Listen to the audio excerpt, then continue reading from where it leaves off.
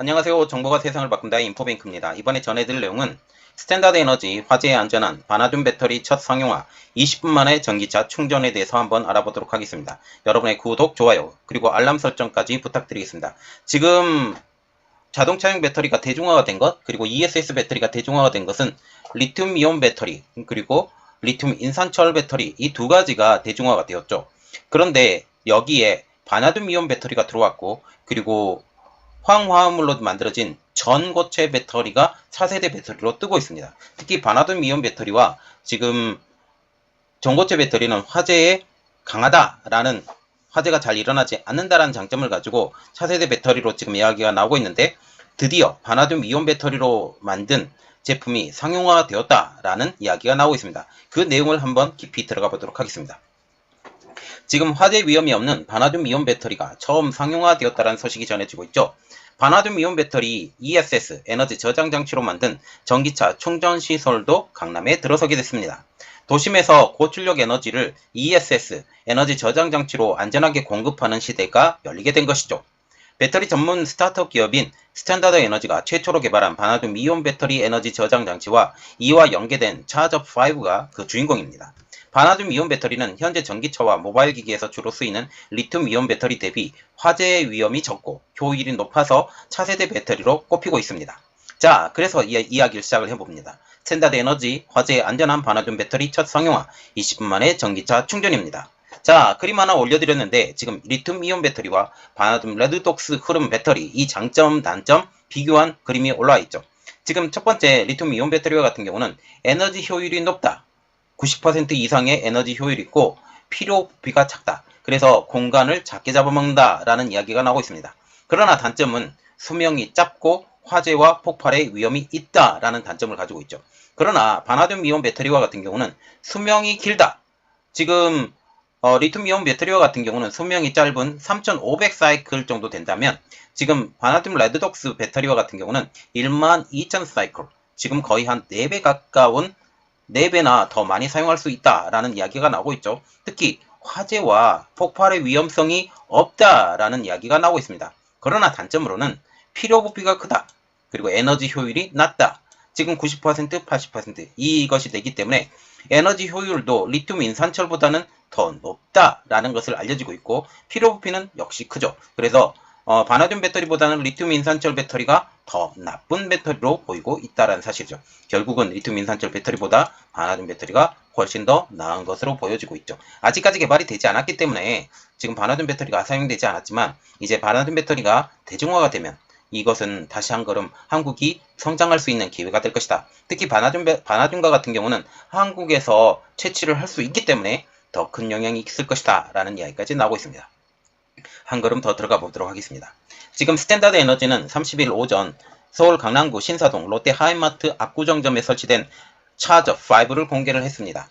차저5는 1분당 최대 5kWh의 속도를 목표로 개발 중인 시스템이란 뜻으로 스탠다드 에너지가 롯데캐피털, 롯데 하이마트와 함께 컨소시엄을 구성해 작년 11월 바나듐 이온 배터리 ESS와 연계된 전기차 충전시설 설치 규정에 대한 규제 샌드박스 승인을 받은 데에 따라서 설치한 것입니다. 그래서 지금 규제가 벗어났어요. 그리고 안정하기 때문에 시내 중심부인 신사동에 차저 시설, ESS 시설을 만들게 된 것이죠.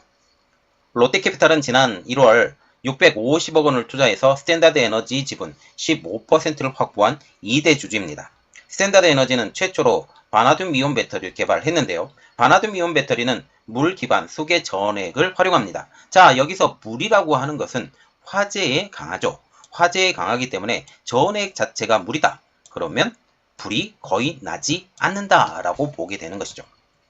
유기 성분 기반인 리튬 이온 배터리와 달리 물을 사용을 하기 때문에 화재 위험이 없는 게 장점입니다. 에너지 효율은 97%에 달하며 충반전 획수가 8000번 이상이 가능한데 지금 바나듐 레드독스 배터리보다는 지금 떨어지는 상황. 그러나 에너지 효율이 80%에서 97%까지 올라갔기 때문에 굉장한 에너지 효율이라는 사실이죠. 지금 리튬 이온 배터리와 같은 경우는 90% 이상의 에너지 효율을 지금 상당하고 있는 상황. 그래서 지금 이것은 거의 현 상황이 비슷한 상황이 되는 거죠. 그래서 바나듐 배터리는 대중화가 곧 시행이 될 것이다 라고 보게 되는 거죠. 일단 ESS부터 시작을 한 게 된 것입니다. 바나듐 배터리와 같은 경우는 ESS에서 적합하다는 평가를 받고 있죠. 특히 바나듐 이온 배터리는 리튬 이온 배터리보다 원가가 낮습니다. 그리고 차지하는 저장 면적이 더 넓은 게 단점으로 지금 보고 있죠. 특히 바나듐은 리튬보다 시중에서 구하기가 훨씬 쉽다라는 분석까지 나오고 있습니다. 또한 국내에서도 묻혀있는 흔한 광물이라는 사실이죠. 전해질도 물이기 때문에 화재의 위험도 적습니다. 대신 리튬이온 배터리보다 아까 말씀드렸다시피 크고 무겁습니다. 저장 공간이 더 많이 필요한 것이 리튬이온 배터리보다 단점이 되는 것이죠. 지금 30일 날 기아 전기차인 EV6 택시가 충전을 위해 차저5를 찾았습니다. 차량의 충전용 콘센트를 꼽으니까 예상시간 17분이라는 안내 문구가 떴는데요. 이때 당시에 EV6 택시의 잔류 전량을 보면 10% 정도 됐는데 90%를 채우는 시간이 약 17분. 현재 전기차 급속 충전이 1시간 이상 걸리는 것과 비교하면 4분의 1에 불과한 셈이 되는 것이죠. 50kWh에 그쳤던 기존 전기차 급속 충전기의 순간 출력을 최대 200kW까지 끌어올린 덕분입니다. 그래서 일단 순간 출력 자체가 4배 이상 늘었다. 그래서 충전 시간이 4배 정도 줄었다 라고 보시면 되는 거죠.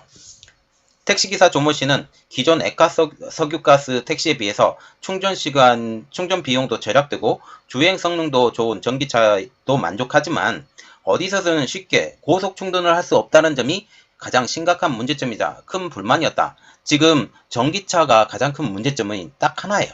충전 시간이 길고 충전 인프라가 그렇게 크지 않다. 그리고 충전 시간이 길었기 때문에 충전하는 부스가 상당히 많이 필요하다는 것도 단점이 되는 것이죠. 그러나 지금 리튬이온 배터리보다 더 충전의 속도가 빠른 바나듐 이온 배터리가 사용하게 되면 그만큼 충전 시간이 줄기 때문에 이러한 문제도 어느 정도 해결을 볼 것으로 보이고 있죠. 바나듐 이온 배터리 ESS 기반 전기차 충전기가 서울 도심 한복판에 설치될 수 있었던 것도 높은 안정성을 인정받은 데 따른 것입니다. 바나듐 이온 배터리는 리튬 이온 배터리와 달리 물 기반 전해액을 사용해서 화재 위험이 사실상 제로. 실제 이날 충전을 진행하는 동안 바나듐 이온 배터리의 온도는 24.5도씨를 꾸준히 유지했습니다. 배터리를 오래 그리고 최대 출력으로 사용할 경우 온도가 치솟을 가능성이 높은 리튬 이온 배터리 대비 안정성도 높은 이유가 여기에 있습니다. 물을 기반으로 했기 때문에 지금 배터리 온도가 높아지지 않는다는 점, 그래서 화재가 잘 나지 않는다는 점까지 장점으로 보이고 있다는 사실이죠. 차저5는 2개 이상의 다른 전원으로부터 전기를 공급받아서 전력망 부하를 줄일 수 있다는 장점도 있습니다.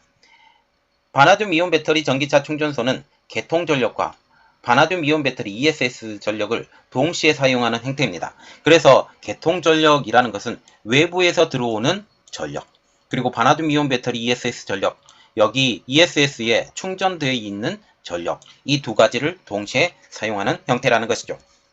충전을 시작하면 처음에 필요한 전기를 전력망에서 공급받지만 일정 시간이 지나면 바나듐 이온 배터리에 저장된 전력을 전달받기 시작합니다. 그래서 두 곳에서 한꺼번에 전력을 전달받게 되는 것이죠.